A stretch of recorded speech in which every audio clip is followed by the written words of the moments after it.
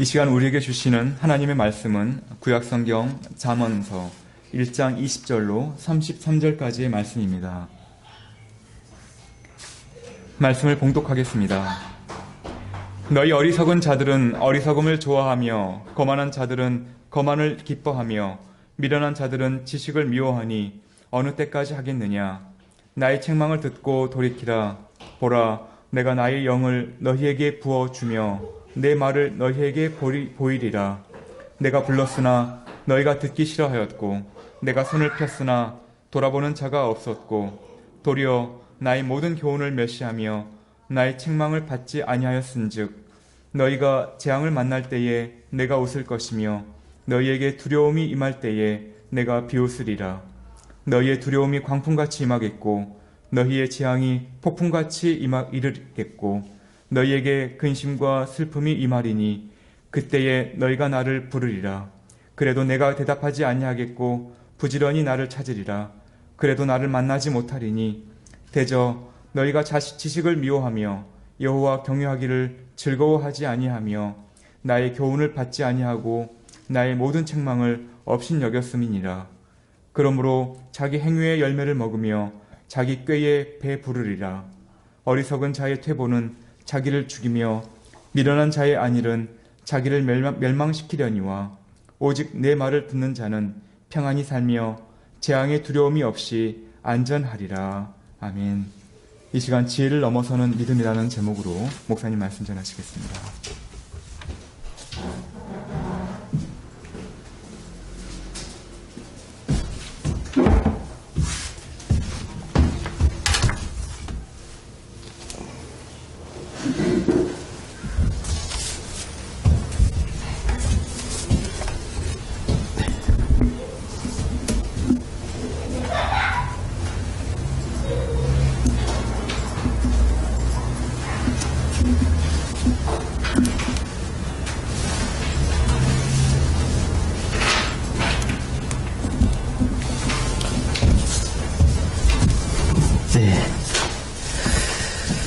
오늘은 지혜를 넘어서는 믿음이라는 제목으로 말씀을 전하겠습니다.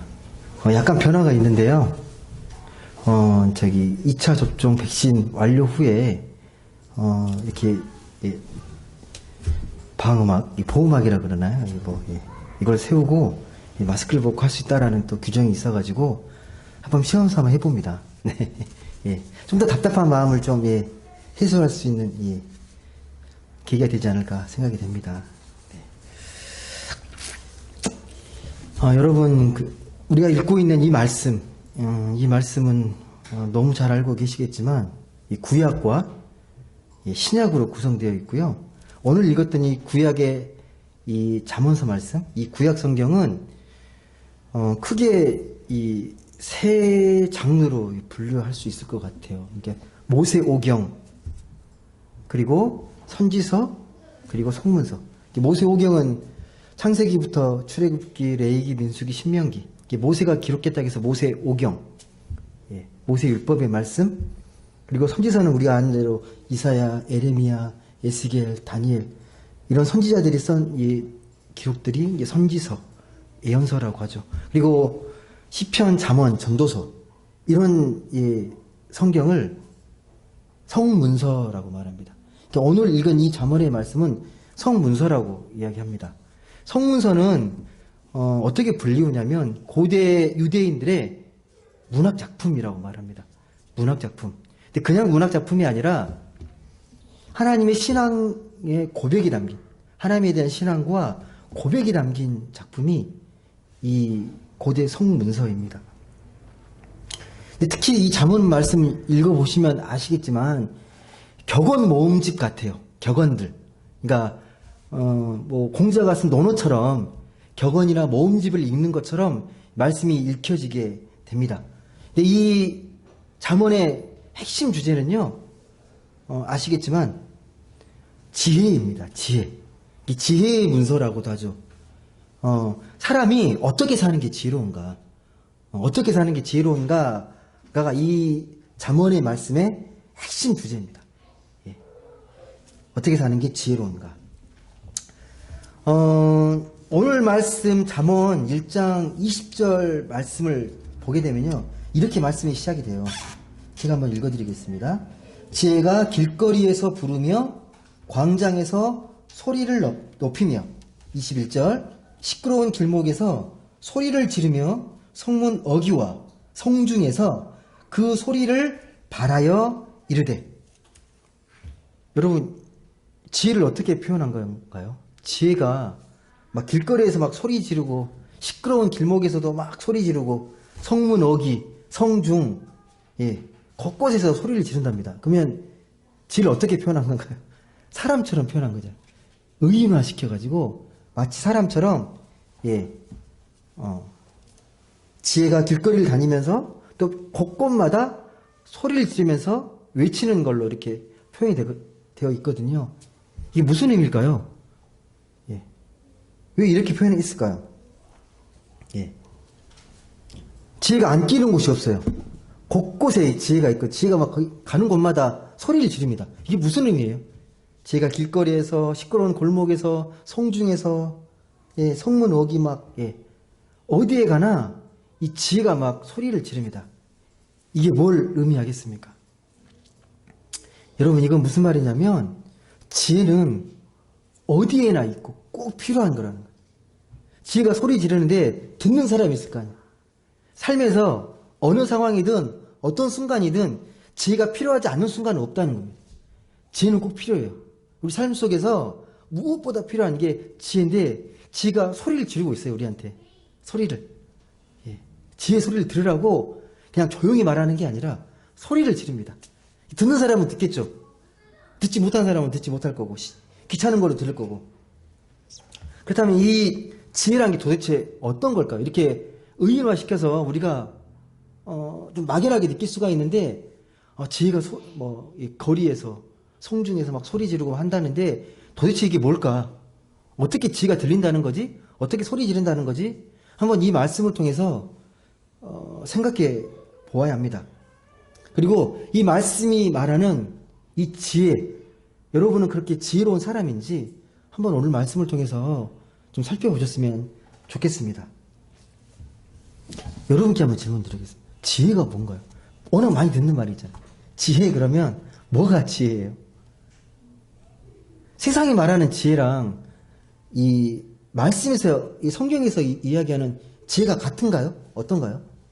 같은 건가요? 아니면 다른 건가요?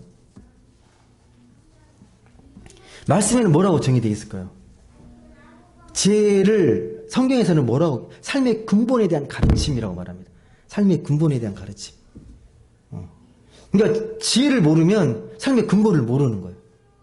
그러니까 막 살게 되는 거죠. 그냥 보이는 대로. 근데 지혜를 아는 건 삶의 근본, 삶의 본질을 아는 겁니다. 그러니까 삶의 근본에 대한 어떤 이야기, 그 가르침이 지혜라는 거예요. 근데 그 지혜는 하나님께 주어져요.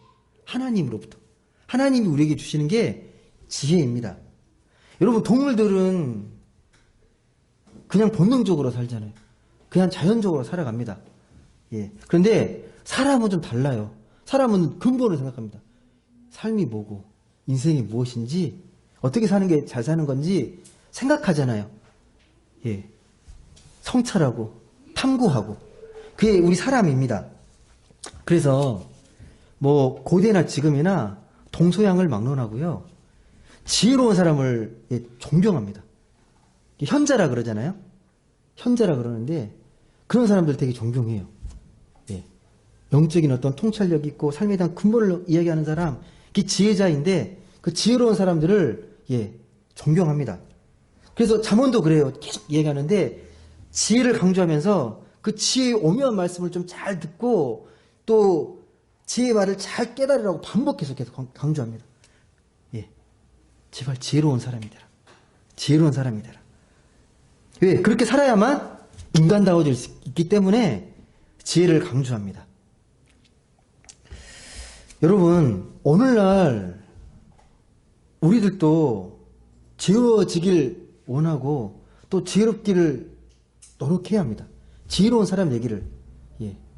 어리석은 사람이라는 소리보다 지혜로운 사람이라는 게 좋잖아요. 이 사람은 정말 지혜로운 사람이야. 지혜로운 사람이야. 아, 쟤는 왜 이렇게 어리석어? 분리되잖아요. 지혜로운 사람. 우리가 뭐 책을 읽는 것도 어떻게 보면 지혜를 얻으려고 하는 노력 중에 하나입니다. 책을 읽고 또 생각하고 하는 것들도 지혜를 얻고자 하는 노력입니다. 그러면 여러분, 오늘날 우리가 살아가는 이 시대의 사람들과 2000년 전에 지금 옛날 사람들하고 비교했을 때 어떤 사람이 더 지혜롭습니까?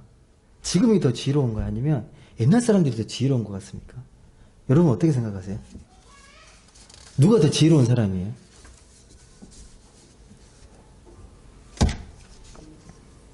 지금이 더 지혜롭습니까? 꼭 그렇게 말하기 어려울 거예요. 2000년 전 초대교회가 생겼을 때 초대교회 성도들의 믿음과 지금 교회를 다니는 사람들의 믿음 비교하면 언제가 더 믿음이 좋았을 것 같습니까? 언제 믿음이 더 좋았을까요? 감히 우리가 초대교회 성도보다 믿음이 더 좋다 확신하면서 말씀하실 수 있습니까? 어려울 거예요. 물론 비교할 수 있는 건 아닌데 지혜도 마찬가지예요. 우리가 옛날 사람보다는 더 지혜롭지, 지식도 많아지고 문명도 발달했으니까 지금이 훨씬 더 지혜롭지라고 말하는 것도 어렵습니다. 옛날보다 분명 지식도 많아지고 또 똑똑해졌는데도 지혜로워지지 않았다. 근데 여러분, 이게 사실 이상하게 들릴지 모르겠지만 결코 이상한 게 아닙니다. 여러분 잘 생각해 보십시오. 옛날이나 지금이나요, 사람들은 지혜를 찾는 것 같은데 지혜를 이렇게 열심히 간절하게 찾지는 않습니다. 아, 지혜가 정말 중요하지, 소중하지, 아, 지혜 있으면 좋지라고 생각하지만 지혜를 그렇게 막 목숨 걸고 찾거나 간절하게 찾진 않아요.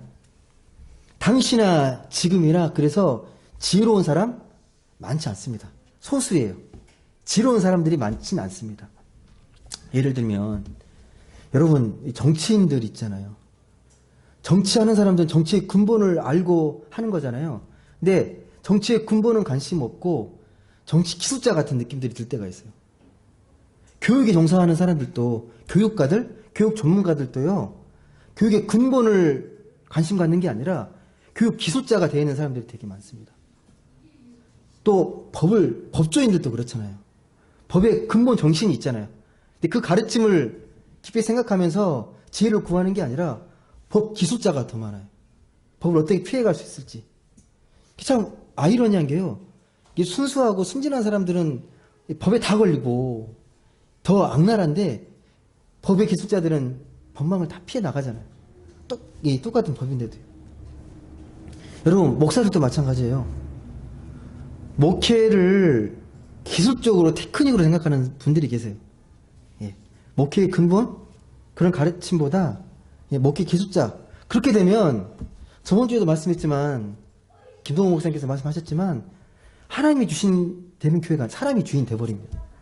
목회 기술을 하게 되면 사람이 주인이 되어 있어요. 변질돼서.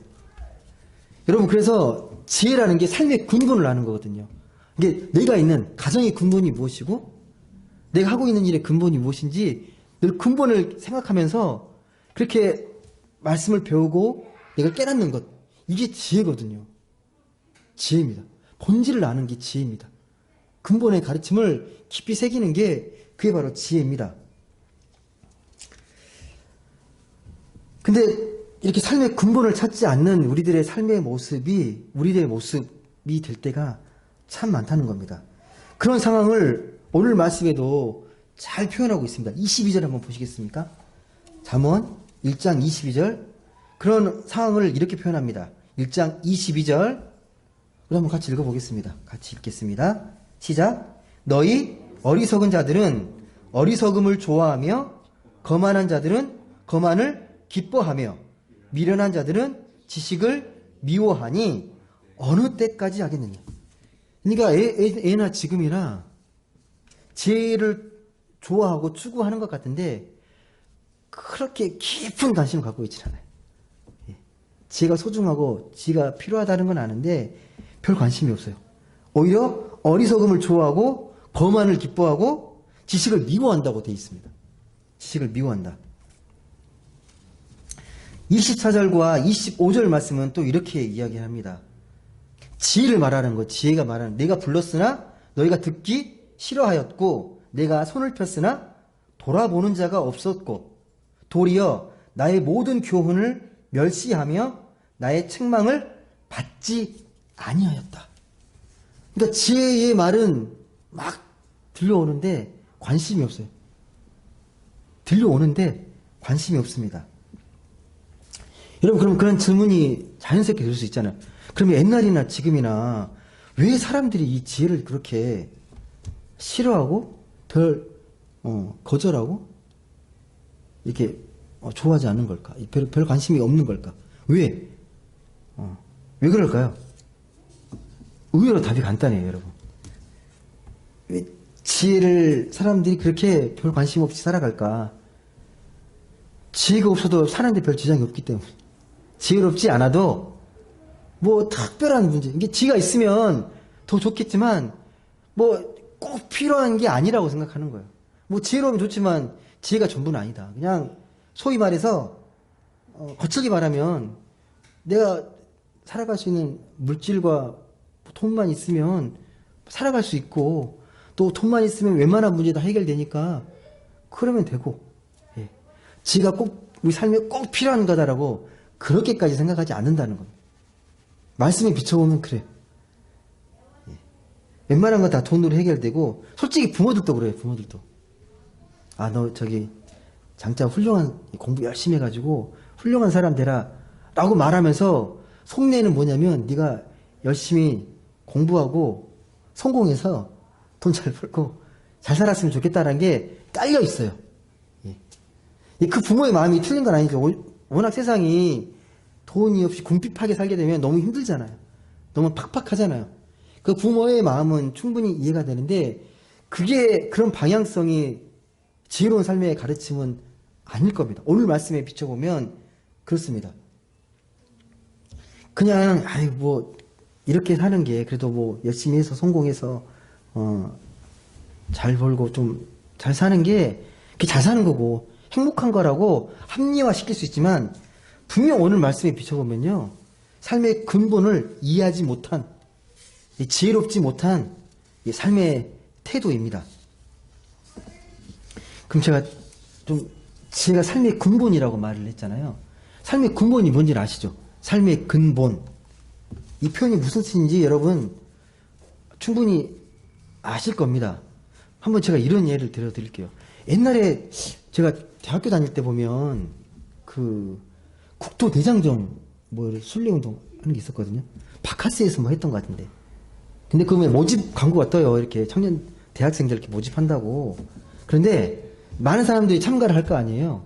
이 참가의 목적들이 다양할 겁니다. 근데 크게 분류를 나누면 두 가지예요. 저는 이 국토대장정을 통해서 내 경력과 스펙을 좀 쌓겠다. 근데 어떤 친구들은 이걸 참가함으로써 본래의 목적이 있잖아요. 그 의미, 그 가치를 좀 새기면서 좀 느끼고 싶다. 그렇게 생각하면서 참여하는 친구들이 있을 겁니다. 만약에 전자의 경우, 단지 이게 내 삶의 경력을 쌓기 위한 그런 과정이라면 이 국토대장정은요, 다른 거 필요 없습니다. 그냥 잘 마치면 되는 거예요. 여러분, 국토대장정 정말 먼 거 14박 15일 막 한 달 동안인가 막 걸어갈 텐데 얼마나 힘든 여정입니까? 그러니까 만약 경력으로 생각하는 사람은요, 어떻게 하면 내가 좀 효율적으로 걷고 덜 피곤할까? 거기에만 꽂혀 있을 거예요. 뭐 주변에 뭐가 있는지 신경 안 쓰고 어떻게든 덜 고생해서 빨리 이걸 마치고 싶다라고 생각하는 사람이 전자일 거고, 후자의 사람들은 걸음의 의미, 걷는다는 것 자체, 또 걸어가면서 산과 강과 들과 나비들 자연을 느끼면서 또 지나가다 보면 또 그 역사 유물들도, 유적지도 지나가게 되잖아요. 그러면 선조들의 고마움도 느끼게 되고, 또 걷다 보면 너무 힘들잖아요. 함께하는 사람들과 위로하고 격려하면서 이런 관계, 공동체의 소중함, 또 배려하는 게 얼마나 소중한지 그런 걸 느끼면서 많은 것들을 몸으로 체화하면서 배워나갈 겁니다. 뭐가 더 지혜로운 사람이겠습니까? 우리 일하는 게 그렇잖아요. 일을 할 때 일 자체의 목적을 두는 사람이 있고, 또 일에 대한 그 삶의 의미를 추구하는 사람이 있잖아요. 예. 뭐가 삶의 근본이겠습니까? 뭐가 더 지혜로운 사람이겠습니까? 그러면 오늘 잠언에 말씀하는 것, 잠언이 말하는 지혜의 실제적인 내용들이요, 뒤에 계속 읽어보시면 되게 구체적으로 나와요. 그러니까 뭐 인간 관계의 문제, 남녀 문제, 재물의 문제, 도덕질하는 것, 자비를 베푸는 것, 근면해야 되는 것, 친구의 문제 다 나옵니다. 그 근본이 무엇인지에 대해서 잠언을 쭉 읽으시면요, 근본을 많이 알게 돼요. 지혜의 근본이 무엇인지, 삶의 근본이 무엇인지를 알게 됩니다. 근데 이걸 여러 가지 구체적인 이런 문제들을 이야기하면서 그 바탕을 들여다보게 되면 똑같아요. 네가 정말 하나님을 잘 믿고 이런 상황 가운데서도 그 말씀을 귀를 기울여서 순종하게 되면 네가 축복을 받게 되고 네가 평안을 얻게 되지만, 그렇지 못하게 되면 망하게 될 거라는 거예요. 어리석은 자, 패망하게 될 거라는 거예요. 그 모든 것 가운데 하나님의 근본 가르침, 그 말씀에 귀를 기울이는 게 정말 중요하다라고 말합니다. 그걸 이렇게 표현합니다. 잠언 1장 25절 말씀에 보시게 되면요, 이렇게 기록됩니다. 도리어 나의 모든 교훈을 멸시하여 나의 책망을 받지 아니하였은즉 너희가 재앙을 만날 때에 내가 웃을 것이며 너에게 두려움이 임할 때에 내가 비웃으리라. 여러분, 그 하나님의 교훈을 멸시하게 되면요, 그러니까 인생에 어떤 슬픔과 고난이 몰려온다는 거예요. 말씀을 잘 순종하면 기쁨과 평안이 있는데, 말씀을 거부하거나 말씀에 대해서 순종하지 않게 되면, 말씀에 대한 그 지혜의 가르침을 따르지 않게 되면요, 슬픔과 이 두려움이 있다라는 거예요. 오늘 결론 말씀에 이렇게 기록되잖아요. 그래서 결론이 뭐냐면, 오직 내 말을 듣는 자는 평안히 살며 재앙의 두려움이 없이 안전하다는 거예요. 말씀의 길이 안전하다는 거예요. 말씀의 길이. 이게 전도서에도 나와요. 전도서에도 7장 5절에 보면요, 비슷한 표현이 다른데, 지혜로운 사람의 책망을 듣는 것이 우매한 자의 노래를 듣는 것보다 낫다라고 말합니다. 이게 즐거운 소리 있잖아요. 우매한 자가 나를 막 즐겁게 해주는 그런 소리보다 지혜로운 자가 너에게 책망하는 소리가 훨씬 더 너 영혼에 이롭다는 겁니다. 예. 여러분, 그런데요, 이게 우리가 지혜신앙이라고 말을 하는데, 이런 지혜신앙이 오늘날 한국교회에는요, 기복주의로 변질됐습니다. 기복주의. 많이 들어보셨죠? 기복신앙. 워낙 많이 쓰는데요, 여러분, 이제 오해하시면 안 되는 게, 기복 자체가 나쁜 게 아니에요. 하나님께 복을 구하는 게 뭐가 나쁘겠습니까? 예. 그게 나쁜 게 아니라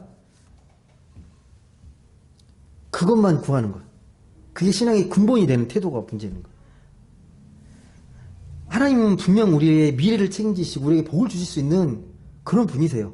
능력 있는 분이십니다. 그래서 예수님이 뭐라고 말씀하시냐면, 마가복음 7장 5절에 이렇게 말씀하십니다.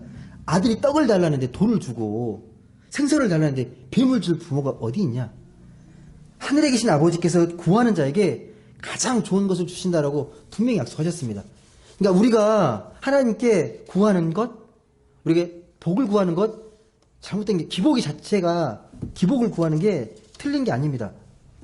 문제는 뭐냐면, 우리가 구할 때 잘못된 마음으로, 변질된 마음으로, 순전한 마음으로 구하지 않는다는 거예요. 예. 이기적인 욕망을 위해서, 예. 하나님이 원하는 뜻과 반대되는 마음, 그냥 내 욕망과 내 욕심을 채우려고 복을 구하는, 복만 구하려고 하는 태도, 이게 문제라는 겁니다. 그러니까 우리가 하나님께 예물을 드릴 때도 마찬가지잖아요.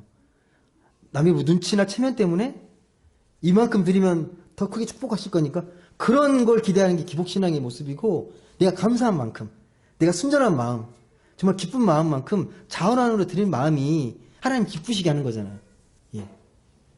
그리고 우리가 무엇을 구하든지 다 구할 수 있어요. 그래서 네, 하나님 마음에 합한 기도, 하나님 마음에 기뻐하시는 기도, 그건 반드시 이루어집니다. 들어주십니다. 예. 제가 그건 감히 여러분께 보증할 수 있습니다. 제가 참여했던 기도의 내용들이니까요. 여러분, 그러면요, 우리가 삶 속에서 지혜를 발견할 수 있는 가장 중요한 자리가 있습니다. 혹시 어딘지 아시겠습니까? 우리가 정말 지혜로워지려면요, 예, 지혜로움을 발견할 수 있고 우리가 지혜를 깊이 묵상하고 깨달을 수 있는 중요한 삶의 자리가 있습니다. 혹시 딱 문득 떠오르는 거 없습니까? 우리가 지혜로워지기 위해서 꼭 기억해야 될 삶의 자리가 있어요. 너무 잘 아시는 것, 알면서도 우리가 너무 멀게 느끼는 것, 죽음의 자리입니다. 죽음이에요, 죽음. 죽음이라는 말을 다들 싫어하시잖아요. 예. 근데 우리가 삶 속에서 지혜를 발견할 수 있는 자리가요, 죽음입니다. 우리 모두는 죽는다. 죽음을 좀 민감하고 좀 예민하고 좀 깊게 들여다보는 거죠. 여러분, 사람이 죽는다라는 의미가 어떤 의미입니까? 영원하지 않다는 거잖아요. 우리 이 땅에 태어나서 영원히 살 것 같은데 언젠가는 이 세상을 떠나게 돼 있잖아요. 저나 여러분이나 하나님 부르시면 그 순간 하늘에 부르심 받으면 천국에 가셔야 되잖아요. 언제인지 모르지만. 근데 우리의 삶은 일시적인 거예요. 영원하지 않습니다. 다 인정하는데 삶을 살아가다 보면 이걸 인정하지 않아요. 죽음은 되게 멀게 느껴져요. 장례식장 가면 느끼죠. 아, 죽음이 그렇게, 죄송합니다. 떨어져서.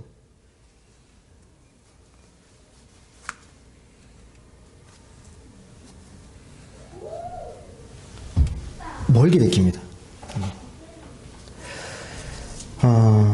그래서 삶이 일시적이다는 그 의미 속에서요, 우리 삶은 유한하고 우리에게 삶을 주신 게 내 생명 소유가 내게 아니고 하나님 내게 주신 선물이구나.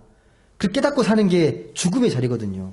그러니까 내게 주어진 시간이 뭐 천년 만년 있을 것처럼 그렇게 사는 게 아니라 주어진 시간을 소중하게 여기고 내게 주어진 사람들에게 최선을 다하며 사랑을 베풀며 사는 거죠.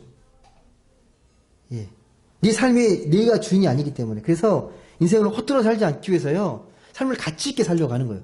내게 주어진 그 짧은 시간을 하나님 앞에서 귀하고 소중하게 빛나게 살고 싶은 마음을 갖는 거죠. 이게 지혜입니다. 지혜를 발견할 수 있는 삶의 자리, 이 죽음의 자리입니다. 여러분, 이런 지혜가 우리에겐 정말 필요하고요, 정말 중요합니다. 근데 우리 너무 쉽게 망각해요. 예, 쉽게 망각합니다. 근데 실제로 우리가 우리의 인생이 하나님의 선물이다라고 인정하긴 하는데 실제 삶 속에서 보면 지혜롭게 사는 게 쉽지 않습니다. 여러분, 평상시 삶이 지혜로우십니까? 어떠세요? 막 후회할 적이 많지 않나요? 아유, 왜 이렇게 나 했을까? 왜 이렇게 생각이 짧지? 응? 아, 좀 더 생각하고 할 걸, 막 여러 가지 지혜롭지 못한 내 모습들이 너무도 많습니다. 그럼에도 불구하고 여러분, 우리가 왜 이게 잘 안 되냐면요, 앞에도 말씀드렸지만 지혜가 없어도 불편한 게 없어요. 솔직히 그냥 뭐 다른 사람들 살아가는 것처럼 평범하게 그냥 살게 되면 지혜가 이렇게 막 나의 삶에 막 중요하고 정말 가치 있고 그 무엇보다도 소중하다, 예, 그렇게 생각하지 못합니다. 지혜가 없어서 사는데 별 어려움이 없다고 생각합니다. 하지만 이건 좀 표면적인 이유고요, 더 근원적인 이유가 있습니다. 그리고 지혜를 알면서도 지혜 말씀 듣고 지혜를 실천하며 살면 좋겠는데 그러지 못한 이유가 있습니다. 내 안에서 꿈틀대는, 예, 뭔가가 있기 때문에 그래요. 지혜를 눌러버리는 뭔가 있어요. 예, 지혜롭게 사는 것보다 뭔가 나를 더 강하게 끌어당기는 동력이 있어요. 그게 뭔지 아십니까, 여러분? 내 안에 꿈틀대는 욕망입니다. 예, 내 탐욕, 내 욕심, 이게 더 세요. 예, 내 개인적인 이 욕망과 욕심이 훨씬 더 지혜롭게 사는 것보다 내 탐욕에 이끌리는 게 훨씬 셉니다. 근데 이걸 더 끌고 들어가면 또 뭔가가 있어요. 이게 토대가 되는 거예요. 네 탐욕을 이끌어가는 뭔가의 그런 성질이 있습니다. 여러분,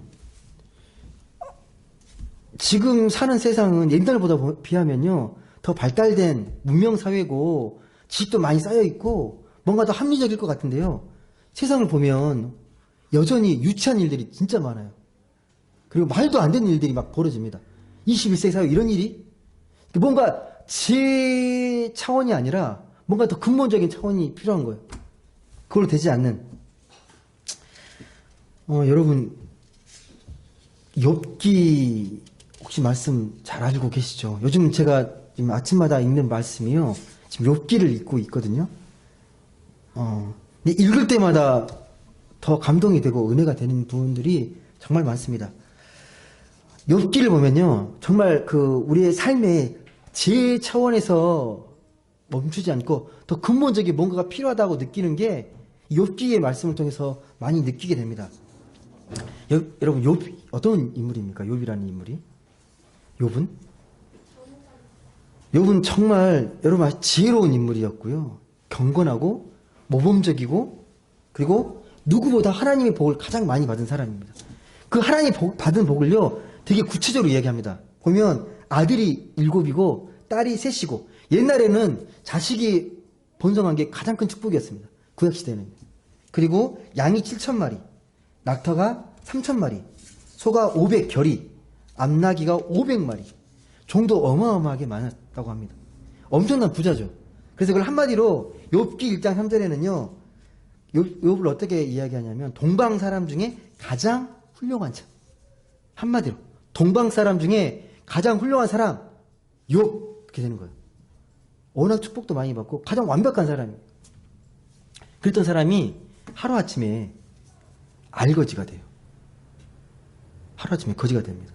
자식이 모두 천재지변으로 죽고 종들이 도적대들을 만나가 다 죽어요.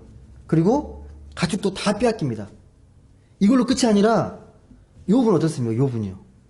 온몸이 악성 피부병으로 극심한 고통 속에 이제 잠기게 됩니다. 하루아침에 정말 바다로 뚝 떨어진 거죠. 이렇게 불행해질 수 있을까 정도로 극심한 고통 속에 빠지는 인물이 이 욥이라는 인물이거든요. 옆에 있던 아내가요. 이걸 지켜보면서 참다 못해가지고 뭐라고 하면서 욥을 떠나게 되냐면 이제 제발 하나님 저주하고 죽음을 택하라고 그렇게 말하고 떠나버립니다. 한참 있다 친구들이 또 오죠. 이 욥을 위로하기 위해서 욥의 새 친구가 와서 처음엔 그래도 위로합니다. 좀 지나면서 근데요. 충고하기 시작해요. 충고하기 시작합니다. 뭐라고 충고하냐면 아무리 생각해도 하나님 앞에 네가 뭔가 잘못한 게 있어. 하나님 정의롭고 공의로운 분이신데 네가 이렇게 고통을 받고 고난을 받는 건 재앙을 받게 되는 건 네가 뭐 잘못한 거야. 회개해. 그럼 하나님이 더 큰 복을 주실 거야. 이렇게 충고를 합니다. 욥의 입장에서 어땠을까요? 그 친구들의 말에 오히려 위로받는 게 아니라 상처받고 하나님을 원망하기 시작합니다. 하나님을. 왜 저를 이렇게 어디까지 원망이 되냐면요. 친구랑 긴 논쟁을 해요. 욥기 보시면 40몇 장이 되는 그 긴 구절이요. 친구들하고 논쟁하는 거예요. 논쟁하는 거예요. 하나님 살아계신, 하나님 왜 이러시냐. 논쟁하는 건데 뭐라고까지 자기를 원망하고 조주하냐면요. 어머니 태에 있을 때 나를 죽게 내버려두지 왜 태어나겠냐라는 거예요. 죽게 놔두지. 그렇게 하나님 원망합니다. 그래서 이 논쟁 끝에요. 하나님이 드디어 등장하세요. 마지막에. 심판자로 등장하시면서 하나님이 어떤 분이신지를 장엄하게 이야기합니다. 이 천지를 어떻게 만들었고 네가 이 하늘을 만들 때 네가 알았냐? 알고 있었냐? 이 신비를 네가 알고 있냐? 계속 이야기합니다. 듣고 있는 거죠. 듣고 있으면서 어느 순간 욥이 깨닫습니다. 하나님에 대해서. 그래서 그 고백을 뭐라고 표현하냐면 42장 1절 이렇게 표현합니다. 내가 죽게 대하여 귀로 듣기만 하였사오나 이제는 눈으로 주를 뵙습니다. 그러므로 내가 스스로 거두어드리고 티끌과 제 가운데서 회개합니다. 전에는 하나님을 내가 머리로 귀로만 들었는데 이제 하나님을 직접 눈으로 뵙고 내가 느꼈습니다. 하나님 회개합니다. 하나님을 제가 몰랐습니다. 여러분들이 잘 보셔야 되는 게요. 하나님이 나타나셔가지고 네가 왜 고난받는지 그런 걸 따로 이렇게 뭐 구체적으로 설명하신 게 아니에요. 하나님 욥의 입장에서 실제로 대답을 찾은 것도 아니에요. 근데 하나님이 어떤 분이신지를 제대로 알게 되니까 자연스럽게 깨닫고 회개하게 됐습니다. 그러니까 지혜만으로 납득되지 않던 이 세상, 하나님이 직접 말씀하시면서 하나님을 체험하고 느끼면서 모든 문제가 해결된 거예요. 여러분, 하나님을 경험하고 체험하는 게요, 지혜가 필요합니다. 또 세상의 논리가 필요 없는 게 아닙니다. 다 필요한데 그런 차원뿐만 아니라 그걸 뛰어넘는 게 있어요. 혹시 여러분 그게 뭔지 아십니까? 여러분, 아까 제가 말씀드렸지만요, 우리가 지혜롭게 살고 싶은데 지혜롭게 살지 못하는 이유가 우리 인간의 꿈틀대는 이 탐욕이 더 세다 그랬잖아요. 이 탐욕을 끄는 이 동력이 뭐냐면요, 우리 인간의 죄성이에요. 죄악된 마음, 죄악된 본성을 갖고 있습니다. 자꾸 탐욕으로 이끄는 거죠. 이걸 지혜롭게 살고자 하는 그 마음을 늘 이기려고 해요. 성령의 도우심이 없으면요, 우리는 늘 탐욕에 이끌릴 수밖에 없습니다. 여러분, 그래서 우리가 이 지혜의 차원이 아니라 더 근본적인 차원의 힘이 필요합니다. 그게 뭐냐면 지혜의 토대가 되고 바탕이 되는 믿음입니다. 하나님을 향한 믿음. 그 지혜도 믿음에서 발현되는 거잖아요. 믿음. 이 마치 이거 뭐와 똑같은 거냐면, 아이가 태어나서 엄마를 직접으로 아는 게 아니잖아요. 태어나가지고 엄마가 어떤 분이고 어떻기 때문에 내가 어머니를 신뢰하고 의지한다는 게 아니라 어머니 그냥 절대적으로 신뢰하잖아요. 그래서 어머니 품에 아이가 안길 때 그 어느 것보다 편안하게 잠들어 있잖아요. 그런 믿음이에요. 하나님을 향한 믿음은 우리 지혜로 믿는 게 아니라 그 믿음을 하나님 향한 절대적 아이와 같은, 엄마의 품에 안긴 것 같은 그런 믿음의 차원이 필요합니다. 여러분, 복음서를 보게 되면 예수님과 대립했던 서기관과 바리새인이 나옵니다. 종교 지도자들. 근데 그들이 누굽니까? 그들은 율법을 전통을 중요시했던 사람입니다. 구약의 율법과 지혜를 중요하게 생각했던 사람입니다. 그래서 그들은 율법이 중요하고 절대 규범, 이 지혜 전통을 따랐습니다. 그 관점에서 보면 예수님은 어떤 사람이에요? 세리와 죄인들과 어울리고요, 창녀를 용서하고, 안식일에 노동하고, 미리삭을 잘라먹고, 안식에 환자를 고치고, 이 모든 것들이 다 뭡니까? 신성모독이에요. 그들의 눈에 비쳤을 때는요, 신성모독으로 비칩니다. 율법으로 봤을 때.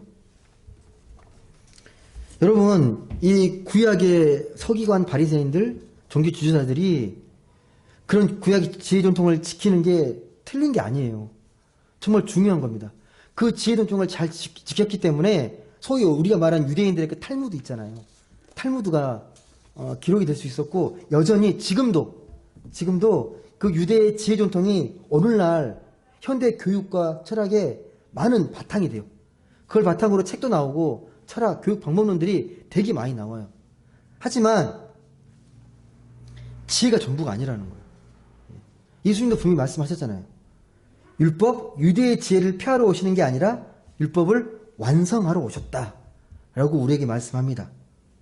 중요한 게 뭐냐면 그 지혜가 절대적인 기준이 아니라는 거예요. 지혜가 절대적이지 않는 기준으로 사람을 함부로 재단하지 말라는 거예요. 예수님이 어떻게 하셨습니까? 예수님은 율법이 아니라 무엇을 기준으로 사람을 보셨습니까? 늘 그 마음 중심이었잖아요. 믿음을 보셨잖아요. 너 믿음이 그래서 구원하였다 그랬지 지혜가 너를 구원하였다 그렇게 말씀하지 않습니다. 여러분, 우리가 어떤 문제가 생겼을 때 옳고 그름 시시비비로만 문제가 해결되지 않습니다. 살아보시면 아실 거예요. 우리가 막 옳고 그름 막 논쟁에서 문제가 해결되는 게 아니라 좀 더 근본적인 것. 아까 우리가 죽음을 이야기했던 것처럼 너나 나나 영원한 피조물, 영원하지 않는 존재. 그걸 인정할 때요, 새로운 차원의 인간관계로 들어갈 수가 있습니다. 세상과 다른, 사람을 볼 때도 세상이 보는 인간이 아니라 하나님의 관점에서 서로 돕고 돌보고 섬기고 사랑하고 배려해야 될 존재, 그렇게 보이게 된다면요, 우리 안에는요 참된 구원의 능력이 있게 되고 참 기쁨과 평화가 임하게 됩니다. 다시 말씀드리지만 예수님께서는요, 지혜가 너를 구원하였다 하지 않고 너의 믿음이 구원하였다라고 말씀하셨습니다. 말씀을 맺겠습니다.